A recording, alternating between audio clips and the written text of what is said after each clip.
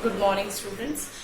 So, beta, we were continuing with the chapter haloalkanes. So, as you remember, we already studied the method of preparations. I hope you are familiar with a few name reactions now.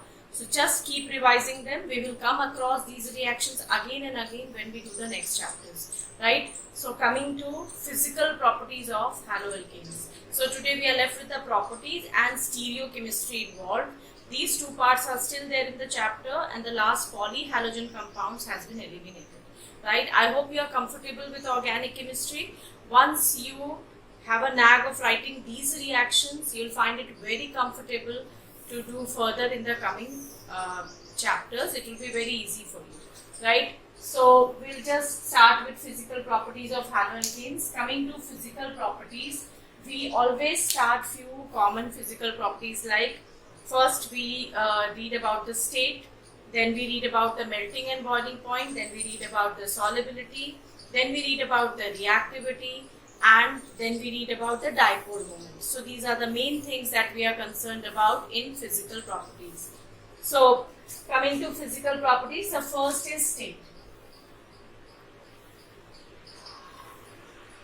So as a general rule, just remember the lower molecular mass like chloride and bromide, they are gaseous, and fluorides. As we move on, as we tend to increase the molecular masses, they tend to become heavy and we move towards liquid and solid state. So mainly the fluorides and chlorides, they are gaseous, and then the bromides, they tend to be liquids, and the iodides, they are mainly solids in nature.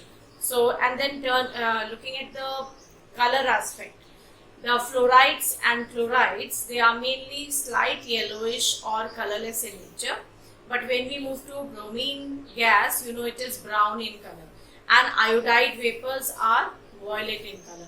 So remember, as we keep on increasing the molecular masses, the color also develops in the gases, right? So the state, the fluorides, chlorides are gaseous, bromides tend to be liquid, and iodides will be solid. Coming to the color, fluoride and chlorides, they are slightly colorless or yellowish in texture. Bromine is brownish, and iodides are violet vapors. So no need of writing these physical properties. They are more or less common every chapter. Whatever will be important, I will just write it on the board. Coming to the next one, that is the boiling point and melting point. So there are few general rules regarding boiling point and melting point. So the first thing is, if you have different halogen atoms and different halogen atom, but it is attached to the same number of carbon chain. So if I say I have iodide, then I have bromide, then fluoride, and then fluoride. So if you have different halogen but the carbon number is same, so we always say higher, the bigger the molecular mass of the halogen, the higher would be its boiling point. So the boiling point order would be like this, right? So this is when you have same chain, different halogen. Coming to the second in this, boiling point always increase with carbon chain. That means what? If you have a methyl halide and then you have ethyl halide, then you have propyl halide. So always remember, the longer the chain, the greater the surface area. You need to give more energy to break it so that it becomes vapor, so higher the boiling point. So that is a general rule for boiling point. If the surface area would increase, the boiling point will be more, right? That's a general rule. Coming to isomeric halides. Isomeric halide means what? If you have a propane chain like this, or say butane chain like this, N-butane, then if you have a isobutane with a halide, if you have a neo group with a halide, Now we can see the surface area is maximum in a straight chain. Greater the surface area, greater would be the boiling point. That's a simple rule. So that means in case of isomeric halides, the branching tends to increase. When the branching increases, the boiling point decreases. So highest, and this is the lowest boiling point. So that's a general rule for the boiling point for isomeric halides. So it will decrease with the branching. Coming to the next one. All these are coming in boiling and melting point. Coming to the next. With increase in number of halogen atoms, if I say CCl4, more halogen, more boiling point. Then CHCl3, then CH2Cl2, and then CH3C. That means in case of polyhalogen compounds, the greater the number of halogen atoms, the greater the boiling point would be. So all these are related to the boiling point, that you keep on increasing the boiling point depending on halogen, depending on the size of the carbon chain, and depending on the number of halogen atoms. So that's the general rule. Coming to haloarenes. Same thing, we will talk about haloarenes also. And the same rule follows. Haloarenes are less reactive. Why? Because it is very difficult to break their bond, because they are resonance stabilized. So when we talk of reactivity, comparison of reactivity of haloarenes and haloalkanes, we say that haloalkanes are more reactive, and all the reactions which haloalkanes can show, it's need not necessary that haloarenes will also show. So remember that, don't just judge that because it is a haloalkane and haloarene, they will give the same set of reactions. No, that is not possible. So coming to the next, if you talk of haloarenes also, if there is a iodide group, it will have higher boiling point. Iodobenzene, then bromobenzene, then chlorobenzene, and then fluorobenzene. So in case of haloarenes also, it depends on the size of halogen, which will have higher boiling point. Greater the size of halogen, greater would be the boiling point. So that's a rule. But melting point is slightly different. When we talk of melting point, there is a specific thing. If the melting point, we talk of a para isomer. We have three isomers. We can have either ortho isomer. If you have two halogen atoms, you can have a para isomer. You can have a meta isomer.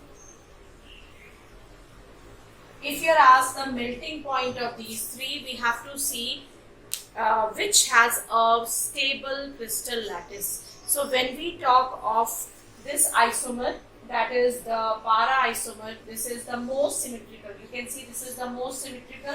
So when they fit into the crystal lattice, they fit very nicely. So breaking their crystal lattice is very difficult. So we say the para isomer has the highest melting point, and that is only in case of melting point, not in boiling point. So the para isomer, that you remember, has highest melting point, and that is due to symmetrical structure. Due to symmetrical structure which closely fits into lattice. So I hope this is okay. These are just some general rules which we will employ in every chapter, right? So these rules will never change for melting point and boiling point. Same set of rules. Coming to the dipole moment, the next property. The next property is dipole moment. Now, if you remember what is dipole moment, dipole moment is the sum of the charge into distance. That gives you the dipole moment. So, dipole moment will determine the reactivity of the compound. So, because there are three types of isomers here, ortho, meta and para. So, we need to know which one is more symmetrical, which has dipole moment 0, which is less reactive. So that we have to see from the dipole moment. So coming to the structures again, you can have ortho isomer, then you can have para isomer, and then you have meta isomer. Right? So if you talk of this and this is more electronegative, it will pull the electrons, it will pull the electrons. This counterbalanced by this, the dipole moment becomes 0. The dipole moment here is 0. But coming to this and this, so wherever the angle becomes lesser, the dipole moment is more. So the highest dipole moment, that's a general rule, highest dipole moment for orthoisomer, lowest for meta.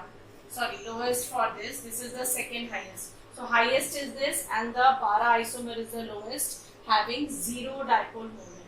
So it is very stable. It is less reactive and more stable, the para isomer, because the dipole moments are mutually cancelled and the net resultant force becomes 0. That is it. Now coming to the next property, that is solubility.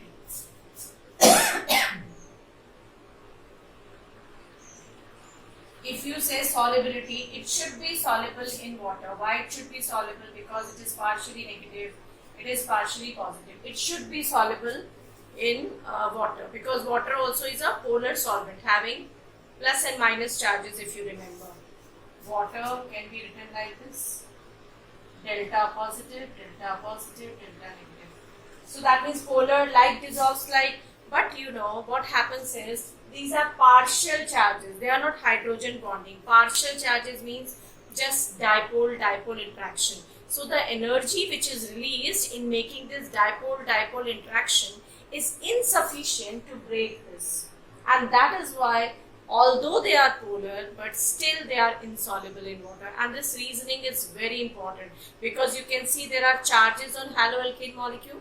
They should be soluble, but they are not. So the reason is that the energy which is given out in making dipole-dipole interaction is insufficient to make hydrogen bonds between water and haloalkane. So that is the reason why they are insoluble in water. So we'll just write it due to insufficient energy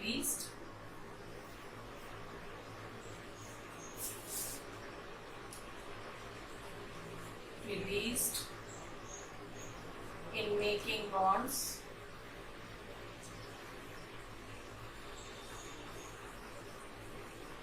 with water, which is less stronger than hydrogen bond.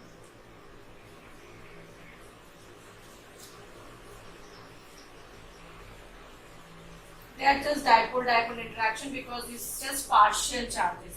So that is what is solubility. So they are insoluble in water, although they are polar. So we write they are insoluble in water, right? So then coming to the next one, all these are the physical properties of haloalkanes and haloarenes. Haloarenes are also insoluble. Why? Because they are ring structure, they don't have partial charge, they are resonance stabilized, they are also insoluble in water. Now the next thing we'll be doing is chemical properties. And remember, the chemical properties of haloalkanes are very important. They form the basic of organic chemistry, because the reactions which will come forth will be the basic core reactions that will be involved in any conversion that you do, right? So we will just start on with the chemical properties. Before we start with chemical properties, we need to know how many types of reaction haloalkanes they show. So chemical properties can be categorized under 3 heads. First type of reaction that we are going to study is nucleophilic substitution reactions. Substitution reactions.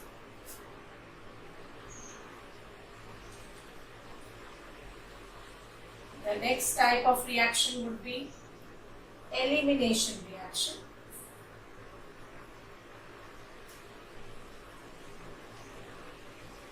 The third type of reaction would be reaction with metals. So there are basically three categories of reaction which haloalkanes show depending on which bond you want to break, right? So nucleophilic substitution, Rx bond to be broken, the X will be given out and another nucleophile will take its place. So that is the reason why we call it as nucleophilic substitution. That means in the chain a nucleophile is coming and a nucleophile is negatively charged will always come on the positive center. And where is the positive center? The positive center is the carbon having partial charges, right? So that we will just see the general mechanism and all the reactions that will come under this category. Nucleophilic substitution reaction. So we have a nucleophile having negative charge. It will come on this Rx. This is delta negative, delta positive. It will actually, this bond will break and this will get attached here. So it will become NuR plus X minus will be given out. This Nu can be any nucleophile. Depending on which nucleophile you are adding, we have 5 to 10 reactions that we will just study now. So all those reactions will come under this nucleophilic substitution reaction. Then we will also study that nucleophilic substitution reaction can also be of two types. It can either occur slowly in one step or it can take place in two steps with formation of carbocation.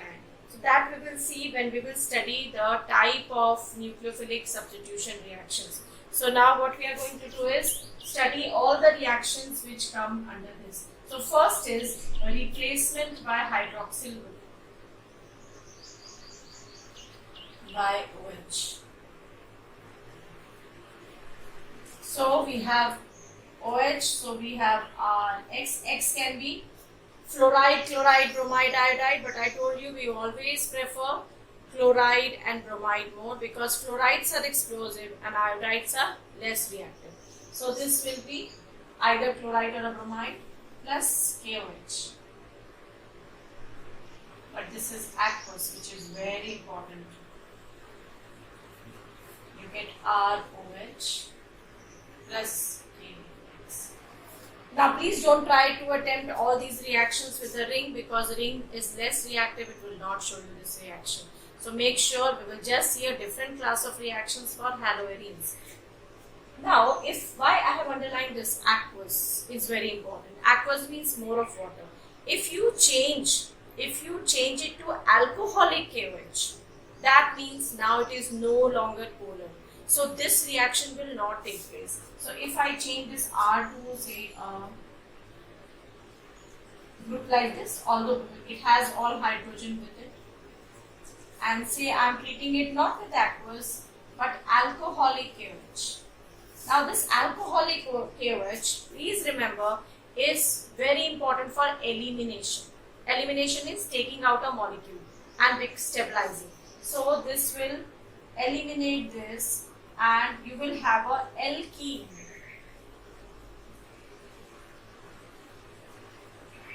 So that is the reason why I have underlined this. So always remember the intricacies involved in all reactions, and this will actually tell you why it is so important to concentrate on the reagents what you are writing. Aqueous change to alcoholic will change your product. So and the reaction from substitution will change to elimination. So make sure whenever it is substitution reaction, we have to substitute using the appropriate reagent. So this reagent is aqueous KOH, not alcoholic KOH. I have shown you what will happen if you use alcoholic KOH. This is the first replacement by OH group. Coming to the second one. All are coming in nucleophilic substitution reactions. Coming to number 2 reaction. The second reaction is a replacement by alkoxy group.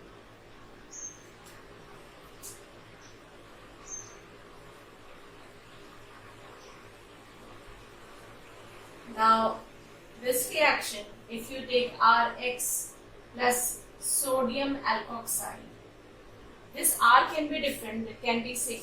Sodium alkoxide. So what will happen? R, O, R dash. We get an ether. So we get a ether. So this reaction is very important, and this reaction has got a name, and this is a lab method of preparing ethers. It's known as Williamson's synthesis. All the name reactions are very important. You need to exactly take care of the reagents and what is the medium in which we are doing the reaction. So Williamson synthesis is when we replace it by a alkoxide ion and we get a ether. So again a nucleophile, and you have done a replacement, so we call it as nucleophilic substitution reaction. Coming to the third one, replacement by CN group. Now this reaction would be very, very important. This is third.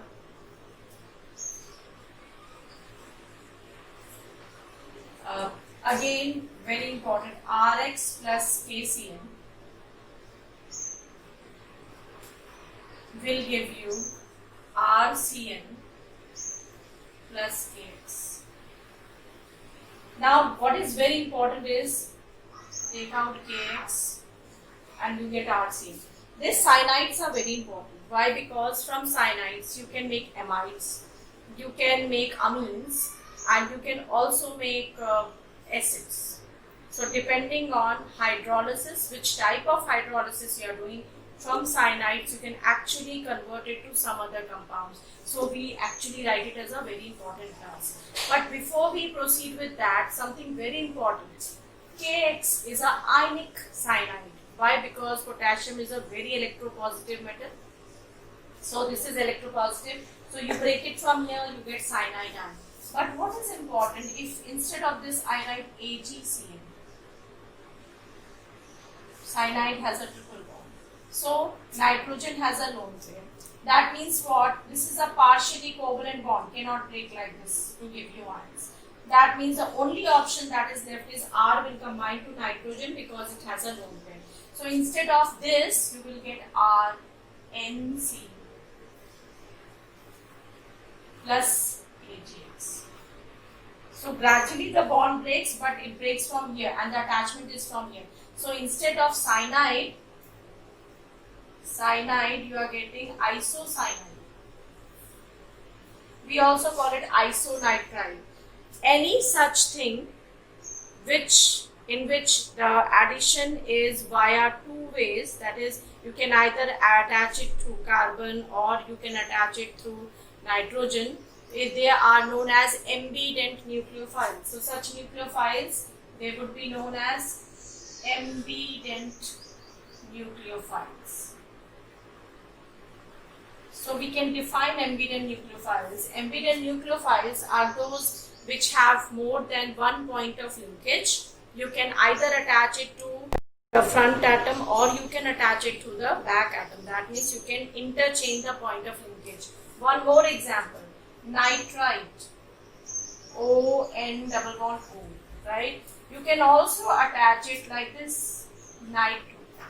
Again, what it is? It is ambident nucleophiles. Ambident nucleophiles means you can do the attachment either via oxygen or via nitrogen. So this example is very important because from cyanides we will be making few more compounds. So in this reaction only we will write application of cyanide groups. So we will just write this application.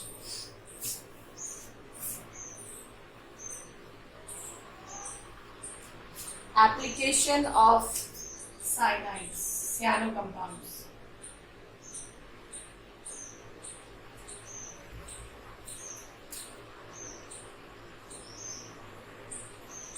Okay, number one, partial hydrolysis. So if you have a compound like this and you do partial hydrolysis in the presence of conc H2SO4 or conc HCl, that is concentrated acid first and then water, we get amides. First thing which is important, right? So you'll be getting amides. The second is, if I treat this, we are continuing under this only. If we do complete hydrolysis using dilute acids. Second, if I have RCN and I do complete hydrolysis. How we do complete hydrolysis? Dilute H2SO4 or dilute HCl and then hydrolyzed. You will be getting RCOH. This nitrogen will come out as ammonia gas. That means you can convert it to acid also. The third and the most important, RCN when treated with sodium in presence of ethanol. Now what they will give you, when they react, they will give you hydrogen, nascent hydrogen. So you will get a product like this, RCH2NH2, amine. And why this reaction is very important? It is because this reaction again has a name. This reaction is known as Mendius reaction.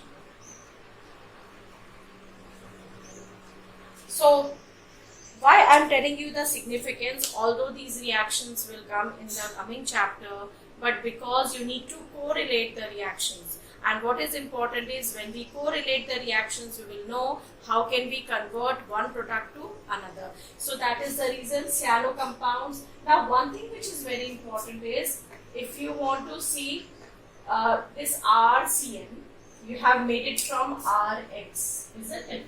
If this is methyl, this becomes 2 carbon ethyl. That means this becomes ethanamide. If this is ethane nitride, that is 2 carbon, this becomes acetic acid. So you are increasing 1 carbon. So we say this reaction is very important in ascending the series. So whenever we have to increase the carbon number, so we'll be using this reaction. So you'll remember, convert it to cyano compounds and then you convert it to the respective. You want to convert it to amide, you want to convert it to amine, you want to convert it to acid. So that you have to remember. The next coming reactions we will be studying in the next video.